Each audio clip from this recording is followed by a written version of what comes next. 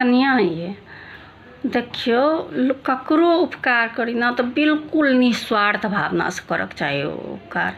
देखियो निस्वार्थ भावना से उपकार करबै तो ओई उपकार के धर्म होय छै।